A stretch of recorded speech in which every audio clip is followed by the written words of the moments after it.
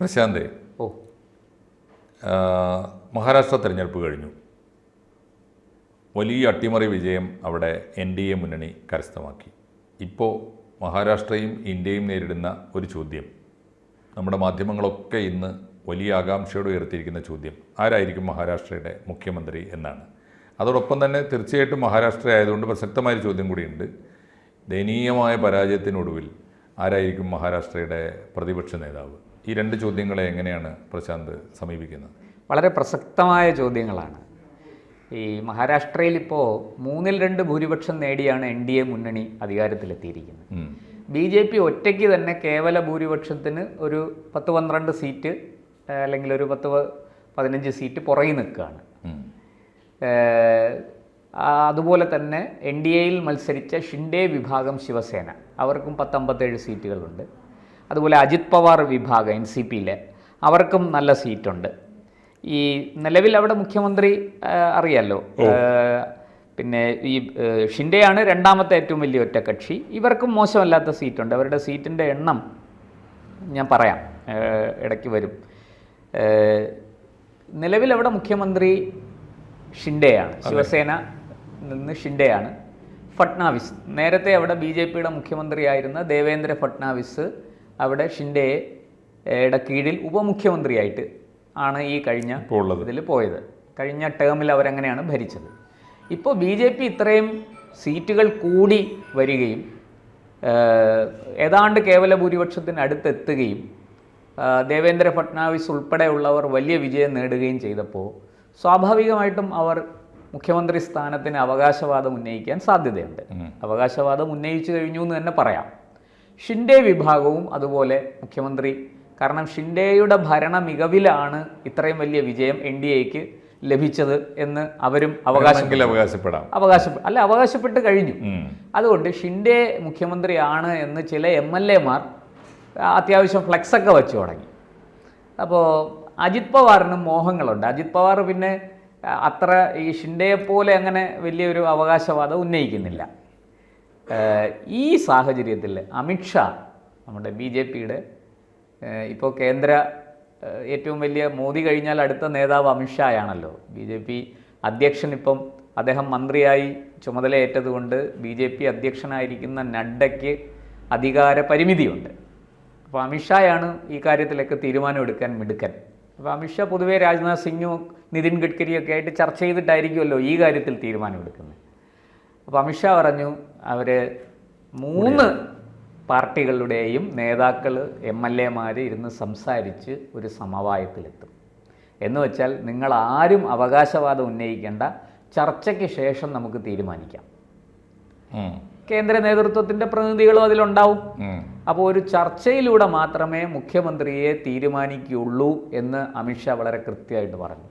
സംസ്ഥാന നേതൃത്വം മുഖ്യമന്ത്രി കസേര കണ്ട് പനിക്കണ്ട, അത് ചർച്ചയിലൂടെ നമുക്ക് തീരുമാനിക്കാം. എല്ലാവരും അവരവരുടെ അവകാശവാദങ്ങൾ ഉന്നയിച്ചുകൊള്ളൂ, പക്ഷെ തീരുമാനം ഒരു സമവായത്തിൻ്റെ അടിസ്ഥാനത്തിലായിരിക്കും. അപ്പോൾ എന്തായാലും എൻ്റെ ഒരു പ്രതീക്ഷ, എൻ്റെ ഒരു കണക്കുകൂട്ടൽ, മഹാരാഷ്ട്രയിൽ ഒരു മുഖ്യമന്ത്രിയും 2 ഉപമുഖ്യമന്ത്രിമാരും ഉണ്ടാകാൻ സാധ്യതയുണ്ടെന്ന് എനിക്ക് തോന്നുന്നു. അത് നേരത്തെയും സംഭവിച്ചിട്ടുണ്ടല്ലോ അങ്ങനെയൊക്കെ പല സംസ്ഥാനങ്ങളിൽ.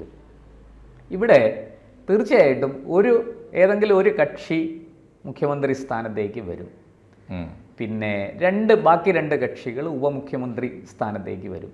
എനിക്ക് തോന്നുന്നത് ഏറ്റവും വലിയ ഒറ്റക്കക്ഷി ഏതാണ്ട് 132 133 സീറ്റുകളാണ് BJPക്കുള്ളത്. അപ്പോൾ സ്വാഭാവികമായിട്ടും BJPയുടെ മുഖ്യമന്ത്രി ഉണ്ടാവുകയും ഷിൻഡെ വിഭാഗത്തിൽ നിന്നും അജിത് പവാർ വിഭാഗത്തിൽ നിന്നും ഉപമുഖ്യമന്ത്രിമാരുണ്ടാവുകയും ചെയ്യും. അതിനുള്ള സാധ്യത ഉണ്ട്, അത് തള്ളിക്കളയാൻ പറ്റില്ല. കാരണം BJPക്ക് പറയാമല്ലോ, ഞങ്ങൾ ഇത്രയും വലിയ ഒറ്റക്കക്ഷിയായിട്ടും, കഴിഞ്ഞ തവണയും BJP ഒറ്റക്കക്ഷിയായിരുന്നു, ഏറ്റവും വലിയ ഒറ്റക്കക്ഷി BJP ആയിരുന്നു. പക്ഷേ ഷിൻഡെ വിഭാഗത്തിൻ്റെ കീഴിൽ ഞങ്ങൾ ഉപമുഖ്യമന്ത്രിയായിരുന്നതാണ്. ഞങ്ങൾക്ക് വേണമെങ്കിൽ അന്ന് മുഖ്യമന്ത്രി സ്ഥാനത്തിന് വേണ്ടി വലിയ അവകാശവാദമൊക്കെ ഉന്നയിക്കാമായിരുന്നു. ഞങ്ങളത് ചെയ്തില്ല. പകരം ഷിൻഡെയെ മുഖ്യമന്ത്രിയാക്കി, ഒരു പിന്നാക്ക വിഭാഗത്തിൽ നിന്നുള്ള ഒരാളെ മുഖ്യമന്ത്രിയാക്കിയിട്ട് അദ്ദേഹത്തിൻ്റെ കീഴിൽ ദേവേന്ദ്ര ഫട്നാവിസ് ഉപമുഖ്യമന്ത്രിയായിട്ടിരുന്നു. അതുകൊണ്ട് ഇക്കുറി ഞങ്ങൾക്ക് അവസരം നൽകണം എന്ന് പറയാം. അതൊരു ന്യായമാണ്. അത് പെട്ടെന്ന് ഷിൻഡെ വിഭാഗത്തിന് തട്ടാൻ സാധിക്കില്ല, ആ, തട്ടിക്കളയാൻ പറ്റില്ല. അതൊന്ന്.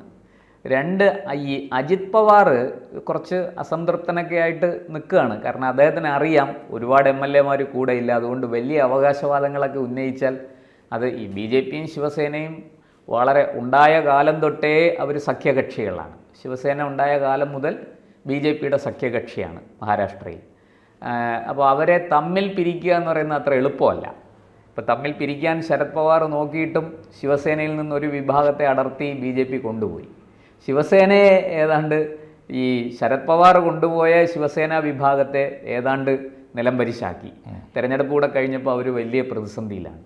ഈ മുഖ്യമന്ത്രിയുടെയും ഉപമുഖ്യമന്ത്രിയുടെയും ഒക്കെ കാര്യം നമ്മൾ പറഞ്ഞു. പക്ഷേ മഹാരാഷ്ട്രയിൽ നമ്മൾ ശ്രദ്ധിക്കേണ്ട മറ്റൊരു ഘടകമുണ്ട്. അവിടെ ഇക്കുറി പ്രതിപക്ഷ നേതാവില്ല എന്നുള്ളതാണ്. അതിലേക്ക് ഞാൻ വരാം.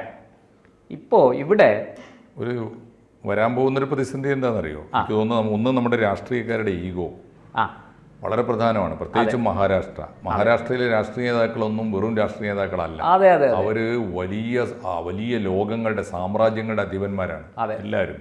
അപ്പോൾ അങ്ങനെ വരുമ്പോൾ ഒരു പ്രശ്നം ഉണ്ടാവുക. കക്ഷി രാഷ്ട്രീയം ജനാധിപത്യത്തിലെ മര്യാദ അനുസരിച്ച് ഇനി മഹാരാഷ്ട്ര ഭരിക്കേണ്ടത് യാതൊരു തർക്കവുമില്ല, മുഖ്യമന്ത്രിയാവേണ്ടത് BJP-യാണ്. പക്ഷേ ഫട്നാവിസ് മുഖ്യമന്ത്രിയായി തീരുമ്പോൾ ഷിൻഡെ അതേ അസംബ്ലിയിലുണ്ട്. ഷിൻഡെ വിഭാഗത്തിൽ നിന്ന് ആരെങ്കിലും മതിയാവില്ല. ഏറ്റവും ടോപ്പ് ലീഡർ ഷിൻഡെ തന്നെയാണ്. ഷിൻഡെയെ ഇന്നലെ വരെ മുഖ്യമന്ത്രി ആയിരുന്ന ഷിൻഡെയെ ഉപമുഖ്യമന്ത്രിയാക്കി ഇരുത്തുക എന്ന് പറയുന്നത് അത്ര എളുപ്പമാവില്ല. രണ്ടാമതൊരു കാര്യം, ഷിൻഡെയെ വെറും കക്ഷി രാഷ്ട്രീയത്തിൻ്റെ ബലത്തിൽ മാത്രമല്ല ശിവസേനയിൽ നിന്ന് അടർത്തി കൊണ്ടുവന്ന് BJP ഭരണം പിടിച്ചത്. കാരണം ശിവസേനയെ തകർക്കാൻ ലക്ഷ്യമിട്ട് അതിന് കരാറുണ്ടാക്കിയാണ് അദ്ദേഹത്തെ കൊണ്ടുവന്ന് മുഖ്യമന്ത്രിയാക്കുന്നത്. കാരണം അദ്ദേഹത്തിൻ്റെ എത്ര MLA-മാരുണ്ടെന്ന് നോക്കിയിട്ടല്ല, അദ്ദേഹത്തിൻ്റെ കൂടെ എത്ര പേര് വന്നു നോക്കിയിട്ടുമല്ല. ഇമ്മീഡിയറ്റ് ആയിട്ട് വേണ്ടത് ശിവസേനയുടെ താക്കറെ വിഭാഗത്തെ തകർക്കുക എന്ന, ഉദ്ധവ് താക്കറെ വിഭാഗത്തെ തകർക്കുക എന്ന ലക്ഷ്യത്തിനാണ്. ആ ലക്ഷ്യം നേടിക്കൊടുത്ത ഒരാളാണ് ഷിൻഡെ. ആ ഷിൻഡെയെ പരിഗണിക്കാതിരിക്കാൻ പറ്റില്ല. ഇനി ഉപമുഖ്യമന്ത്രിയായി ഇരുന്നു കൊടുക്കാൻ അദ്ദേഹത്തിൻ്റെ ഈഗോ സമ്മതിക്കും. ഒരു പക്ഷേ ഈ ശിവസേനയെ തകർത്ത് ഉദ്ധവ് താക്കറെ വിഭാഗത്തെ സമ്പൂർണ്ണമായി ഒറ്റപ്പെടുത്തിയിട്ട് അദ്ദേഹം ശിവസേനയെ പിളർത്തിക്കൊണ്ടു പോരുന്നത് ഒറ്റ ഉറപ്പിലാണ്, ജനങ്ങൾക്ക് കൊടുത്ത ഉറപ്പിൽ. ഞാൻ മുഖ്യമന്ത്രിയാണ്, നമ്മൾ ഭരിക്കും എന്ന ഉറപ്പിലാണ്. അത് സാധിക്കാത്ത ഒരവസ്ഥയിൽ ശിവസേനയിൽ അദ്ദേഹത്തിൻ്റെ കൂടെ ശിവസേന ഉറച്ചു നിൽക്കുമോ, അല്ലെങ്കിൽ അദ്ദേഹത്തിൻ്റെ സ്വാധീനം നിലനിർത്താനാവുമോ? അതൊരു വലിയ ചോദ്യമാണ്. അതാണ് മാഷെ കഴിഞ്ഞ തവണ ഷിൻഡെയെ മുഖ്യമന്ത്രിയാക്കിയിട്ട് അവിടെ മുഖ്യമന്ത്രിയായിരുന്ന ഫട്നാവിസ് ഒരു ഈഗോയും ഇല്ലാതെ അദ്ദേഹത്തിൻ്റെ കീഴിൽ ഉപമുഖ്യമന്ത്രിയായിരുന്നു. അപ്പോൾ ഈ ചീട്ട്, ഈ കാർഡ് BJP തിരിച്ചിറക്കും. അതായത് ഞങ്ങളിങ്ങനെയൊക്കെ ചെയ്തില്ലേ, ഇനിയിപ്പോൾ നിങ്ങൾക്കിങ്ങനെ ചെയ്തുകൂടെ? ഞങ്ങൾ 133 സീറ്റില്ലേ, അത് BJP-യുടെ വളരെ കൃത്യമായ സ്ട്രാറ്റജിയാണ്. മഹാരാഷ്ട്ര പിടിക്കുന്നത് വരെ ആ ഒരു സ്ട്രാറ്റജി ആവശ്യമുണ്ട്. പിടിച്ചു കഴിഞ്ഞാൽ ഷിൻഡെയെയും തട്ടാം, എന്ന് വെച്ചാൽ ഒതുക്കാം. ഷിൻഡെക്ക് ഇനി പ്രതിപക്ഷത്ത് പോയാൽ രക്ഷയില്ല. കാരണം എന്താണെന്ന് വെച്ചാൽ പ്രതിപക്ഷത്തിന് തലയും കുത്തി നിന്നാലും അവർക്ക് ഭരണം പിടിക്കുക എന്ന് പറയുന്നത് വലിയ ബുദ്ധിമുട്ടാണ്, ബാലികേറാമലയാണ്.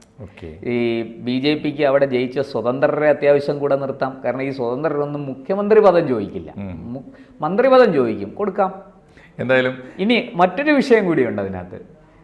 മാഷ് ശ്രദ്ധിച്ച് കാണും, ഈ അജിത് പവാർ വിഭാഗം മോഹങ്ങളും മോഹഭംഗങ്ങളും ഒക്കെ ആയിട്ട് നിൽക്കുകയാണ്. അജിത് പവാറിനും കുറച്ച് MLA-മാർ കൂടെ ഉണ്ടല്ലോ. അജിത് പവാറിൻ്റെ MLA-മാർ കൂടെ ഉണ്ടെങ്കിൽ ഷിൻഡെയുടെ സഹായം ഇല്ലാതെ BJP-ക്ക് ഭരിക്കാം. അപ്പോൾ ശരിക്കും പറഞ്ഞ ഒരു ത്രികോണ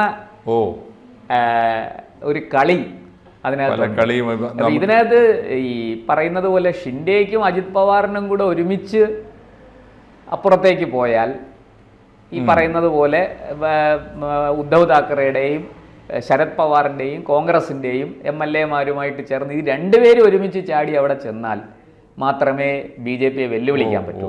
അതത്ര എളുപ്പമല്ല. കുതിരക്കച്ചവടത്തിന്റെ സാധ്യതകൾ അപ്പോഴും നമുക്ക് തള്ളിക്കളയാൻ. പക്ഷേ ഇവിടെ BJP-ക്ക് ഒരു മേൽക്കൈയുണ്ട്. കാരണം വലിയ കുതിരക്കച്ചവടമൊന്നും ഇല്ലാതെ, വലിയ തോതിൽ റിസോർട്ട് രാഷ്ട്രീയം കളിക്കാതെ BJP-ക്ക് റിസോർട്ടുകൾ ഒരുക്കി വെച്ചു അത്രേ എല്ലാ പാർട്ടികളും. അതൊക്കെ ഇപ്പൊ കോൺഗ്രസിനുള്ളിലും മറ്റേ ശരത് പവാറിന്റെ കൂടെ നിൽക്കുന്നവരും ഒക്കെ ആടി നിൽക്കുകയാണ്. കാരണം എന്തിനാ ഇവിടെ ഈ 55 പേരുള്ള പ്രതിപക്ഷത്ത് ഇരുന്നിട്ട് എന്ത് കിട്ടാനാ? മാത്രമല്ല പ്രതിപക്ഷ നേതാവില്ല. അതെ, മുഖ്യമന്ത്രി പ്രശ്നത്തിൽ എന്തായാലും ഒരു അമിത്ഷാ മാജിക് അല്ലെങ്കിൽ അമിത്ഷാ ഗെയിം പറയാം. അതെ, തീർച്ചയായിട്ടും അത് നടക്കുന്നു. ബിജെപിയുടെ ഭാവിയും കൂടി ലക്ഷ്യമിട്ടുകൊണ്ടുള്ള ഒരു തീരുമാനം അതിനകത്ത് വരും. പക്ഷെ ഇപ്പുറത്ത് ആളുകൾ പറയുക അമിത്ഷാ ഗാംബ്ലിംഗ് എന്നാണ്. ഞാൻ അങ്ങനെ പറയുന്നില്ല. അമിത്ഷാ ഗെയിം എന്തായാലും കളിക്കും. പക്ഷേ പ്രതിപക്ഷ നേതാവിന്റെ കാര്യത്തിൽ എന്താണ്? പ്രതിപക്ഷ നേതാവിൽ ഇപ്പോൾ ഏതെങ്കിലും ഒരു കക്ഷിക്ക് ആകെ സീറ്റുകളുടെ 10% വേണം. അങ്ങനെ നോക്കുമ്പോൾ 288 അവിടുത്തെ സംഖ്യ. 290 എന്ന് കൂട്ടിക്കൊള്ളൂ. 29 MLA വേണം. 29 MLA ഒരു കക്ഷിയും അവിടെ വേറെ പ്രതിപക്ഷത്തില്ല. എല്ലാവരും കക്ഷികൾ കുറവാണ്. കോൺഗ്രസിനാകട്ടെ, ശരത് പവാർ വിഭാഗത്തിനാകട്ടെ, ഇവർക്കാകട്ടെ, നമ്മുടെ ശിവസേന ഉദ്ധവ് താക്കറേക്കാകട്ടെ. ഇതിപ്പം എന്താ പറ്റുന്നതെന്ന് വെച്ചാൽ പ്രതിപക്ഷമില്ലാത്ത ഒരു നിയമസഭയാണ് മഹാരാഷ്ട്രയിൽ ഉണ്ടാകാൻ പോകുന്നത്. പ്രതിപക്ഷ നേതാവില്ലാത്ത, പ്രതിപക്ഷം ദുർബലമായ, അത് എനിക്ക് തോന്നുന്നു പാർലമെന്റിൽ പോലും സംഭവിച്ചിട്ടുണ്ടല്ലോ. ഒറ്റകക്ഷി എന്ന നിലയിൽ ക്ലെയിം ചെയ്യാനുള്ള ഇവിടെ നമ്മൾ ശരിക്കും പറഞ്ഞാൽ അത് പ്രതിപക്ഷം ഇല്ലാത്ത അവസ്ഥയാണ്. പക്ഷേ പ്രതിപക്ഷത്തിന്റെ ശബ്ദമില്ല, സ്വരമില്ല. കുറച്ച് എതിരാളികൾ മാത്രമേ അവിടെ ഉള്ളൂ, രാഷ്ട്രീയ എതിരാളികൾ മാത്രമേ ഉള്ളൂ. അതിനൊരു എന്താ പറയേണ്ട, നമ്മുടെ ഭരണഘടനാദത്തമായ നിയമ സംവിധാനത്തിനുള്ളിൽ ഒതുങ്ങി നിൽക്കുന്ന, പാർലമെൻ്ററി സിസ്റ്റത്തിൽ ഒതുങ്ങി നിൽക്കുന്ന ഒരു പ്രതിപക്ഷ ശബ്ദം അവിടുന്ന് ഉയർന്നു കേൾക്കില്ല എന്നുള്ളതല്ലേ സത്യം. ഉറപ്പാണ്. അപ്പോൾ മഹാരാഷ്ട്രയുടെ ഭാവിയിൽ ഉള്ള സാധ്യതകൾ വളരെ കൃത്യമാണ്. ഒന്നുകിൽ പ്രതിപക്ഷത്തിൻ്റെ യാതൊരു ശല്യവുമില്ലാതെ വളരെ സ്മൂത്തായി 5 കൊല്ലം ഭരിക്കാവുന്ന ഒരു മഹാരാഷ്ട്ര സംഭവിച്ചു എന്ന് വരാം. BJPക്ക് അങ്ങനെ കാര്യമായ എതിരാളികളൊന്നുമില്ലാതെ കൂട്ടുകക്ഷികളെ, 2 പ്രധാനപ്പെട്ട സഹോദര സംഘടനകളെ കൂടെ ചേർത്തുകൊണ്ട് കൂട്ടിച്ചേർത്ത് സ്മൂത്തായിട്ട് മുന്നോട്ട് പോകാവുന്ന ഒരു മഹാരാഷ്ട്ര ഉണ്ടായി എന്ന് വരാം. 2, പ്രതിപക്ഷം വളരെ ദുർബലമാണ്. അതുകൊണ്ട് തന്നെ പ്രതിപക്ഷ നേതാവ് ഇല്ലാത്ത ഒരു മഹാരാഷ്ട്രയായിരിക്കും അത്. അതല്ലെങ്കിൽ തുടക്കത്തിൽ തന്നെ ഒരു മുഖ്യമന്ത്രിയെ തിരഞ്ഞെടുക്കുന്ന ഇടയിൽ നിന്ന് തന്നെ ഭരണകക്ഷിയിൽ നിന്ന് നല്ല പ്രതിപക്ഷ നേതാക്കന്മാർ ഉയർന്നു വന്നു എന്നും വന്നേക്കാം. അതിനും സാധ്യതയുണ്ട്. ആ സാധ്യതകൾ നിലനിർത്തിക്കൊണ്ട് നമുക്ക് കാത്തിരുന്ന് കാണാം. ഏതാനും ദിവസങ്ങൾക്കുള്ളിൽ കാര്യങ്ങൾ ക്ലിയർ ആവും എന്ന് നമ്മൾ മനസ്സിലാക്കാം. ശരി.